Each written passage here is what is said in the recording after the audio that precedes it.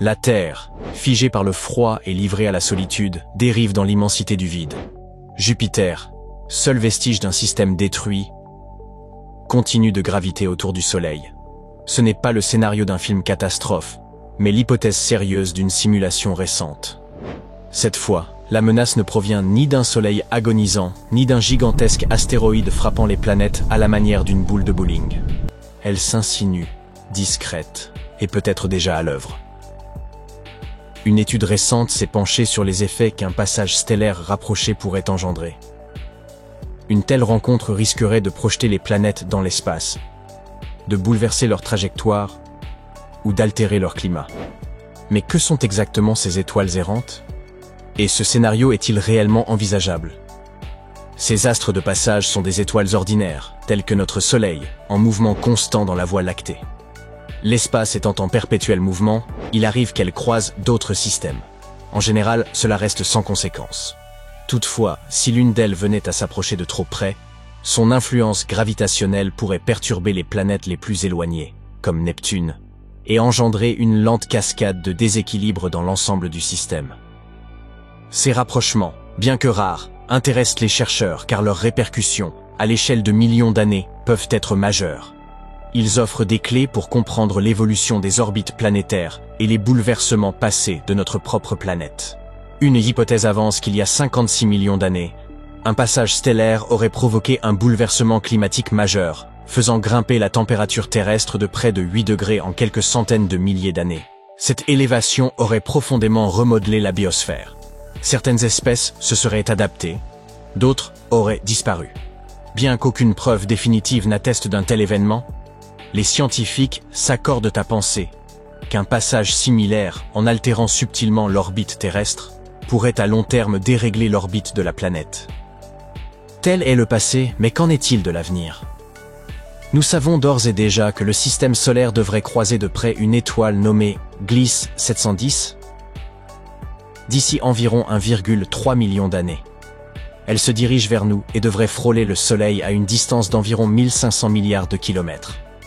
Elle ne s'approchera pas assez pour perturber les orbites planétaires, mais pourrait bien éjecter quelques comètes glacées depuis le nuage de Oort, tel un enfant distrait lançant une boule de neige sans visée. L'une d'elles pourrait atteindre sa cible, mais cela reste peu probable. Dans une étude récente, cependant, les chercheurs ont envisagé un scénario encore plus extrême. Que se passerait-il si une étoile passait bien plus près, à seulement 15 milliards de kilomètres du Soleil ? Cela représente une distance 100 fois supérieure à celle qui nous sépare de notre astre. Pour nous, cela paraît incroyablement lointain, mais à l'échelle cosmique, c'est presque un contact rapproché. Ils ont donc effectué des milliers de simulations à long terme, s'étendant jusqu'à 5 milliards d'années dans l'avenir du système solaire. Les résultats montrent qu'il n'en faut guère plus.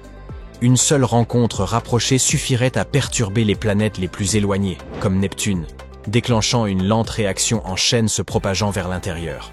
Avec le temps, cette simple poussée gravitationnelle peut entraîner un chaos généralisé, un véritable effet papillon d'ampleur cosmique. La bonne nouvelle, c'est que même dans les pires configurations, 95%, les simulations aboutissent à un scénario stable, où les planètes conservent leur place. Mais dans les 5% restants, le chaos s'installe. Parmi les victimes les plus fréquentes figure Mercure. Dans près de la moitié de ces scénarios instables, cette petite planète se retrouve engagée sur une trajectoire funeste, la conduisant droit dans le Soleil. Plus petite que toutes les autres et située au plus près de notre étoile, Mercure est particulièrement vulnérable aux perturbations gravitationnelles, qu'elles proviennent des géantes gazeuses ou d'une onde de déstabilisation causée par le proche passage d'une étoile. Lorsque Mercure s'enfonce en spirale vers le Soleil, on pourrait penser que l'ensemble du système s'effondre. Pourtant, il arrive que les autres planètes résistent au déséquilibre et parviennent à retrouver une forme de stabilité, comme un orchestre poursuivant son concert malgré la chute d'un violoniste. Étrangement, l'orbite de Mercure est déjà la plus instable du système solaire, à la fois très allongée et fortement inclinée, et certaines recherches envisagent déjà sa disparition dans le Soleil, comme une inéluctable issue à long terme. Vénus semble bénéficier d'un sursis légèrement plus favorable dans ces scénarios chaotiques. Elle est moins fréquemment expulsée ou engloutie par le Soleil que Mercure, mais reste loin d'être à l'abri. Le plus souvent, le désordre survient lorsque Mercure devient instable, perturbant l'orbite de Vénus, et la déviant peu à peu vers une trajectoire de collision avec la Terre ou Mars. Même en l'absence d'interférence des étoiles de champ, certaines simulations à long terme révèlent une infime, mais réelle, possibilité que Vénus entre un jour en collision avec la Terre sous l'effet indirect de l'influence de Jupiter sur Mercure. Une telle rencontre entre Vénus et notre planète entraînerait leur destruction totale. Mars pourrait connaître un destin comparable. Selon les projections, dans environ 0,3% des cas, elle est soit précipitée hors du système solaire, soit propulsée contre une autre planète. Sa masse modeste et sa gravité relativement faible la rendent plus vulnérable aux perturbations. Fait notable, dans plusieurs de ces scénarios où Mars est perdu, la Terre parvient néanmoins à conserver sa place.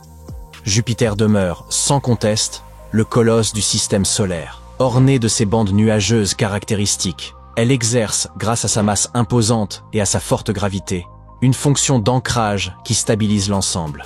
Parmi les 12 000 simulations effectuées, 392 aboutissent à un résultat extrême. Toutes les planètes sont éjectées, sauf une, Jupiter, seule survivante. Son influence régulatrice empêche souvent les planètes plus petites de dériver, et dans certains cas, elle contribue même à la réorganisation du système après une perturbation. Saturne, bien que moins imposante, apparaît comme l'alliée constante de Jupiter. Mais les projections révèlent que lorsqu'elle change soudainement d'orbite, elle peut engendrer des ondes gravitationnelles, appelées résonances séculaires, qui se propagent jusque dans le système solaire interne, altérant ainsi les trajectoires d'astres comme la Terre ou Mars.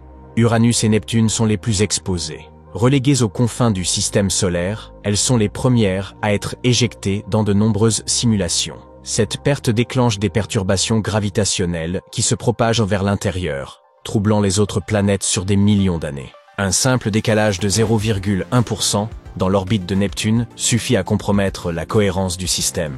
L'équilibre des forces gravitationnelles serait altéré, contraignant Jupiter et Saturne à réajuster leur position, ce qui répercuterait l'instabilité jusque dans les régions internes, menaçant l'harmonie de l'ensemble. Cela nous conduit à une question cruciale. Qu'en est-il de notre propre planète?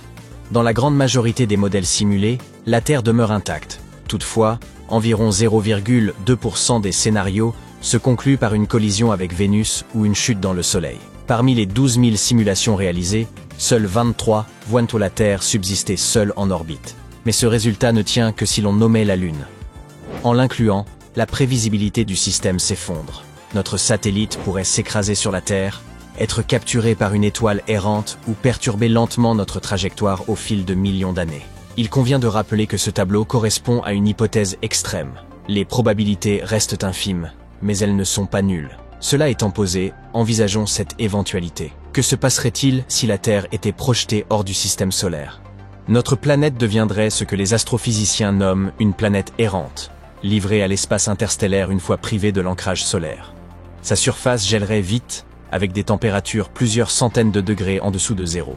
Mais contre toute attente, la vie ne serait pas totalement éradiquée. Le noyau terrestre conserverait sa chaleur pendant des milliards d'années, entretenu par la désintégration radioactive et la chaleur résiduelle de sa formation. Cette énergie suffirait à maintenir des zones souterraines tempérées, comme c'est sans doute le cas sur des lunes glacées, telles qu'Europe ou Encelade. La vie pourrait subsister dans des cavernes profondes ou des océans enfouis. Ce ne serait plus un monde foisonnant. Mais il ne serait pas non plus tout à fait désert, du moins pendant un temps. Un globe froid, silencieux, isolé, vestige d'un monde jadis animé, et peut-être, quelque part dans l'immensité, une autre civilisation lèvera les yeux, distinguera une lueur bleutée dérivant dans le vide, et, intriguée, se mettra à simuler ce qui pourrait advenir si cette planète venait à frôler son propre soleil, disons à seulement 15 milliards de kilomètres, par exemple.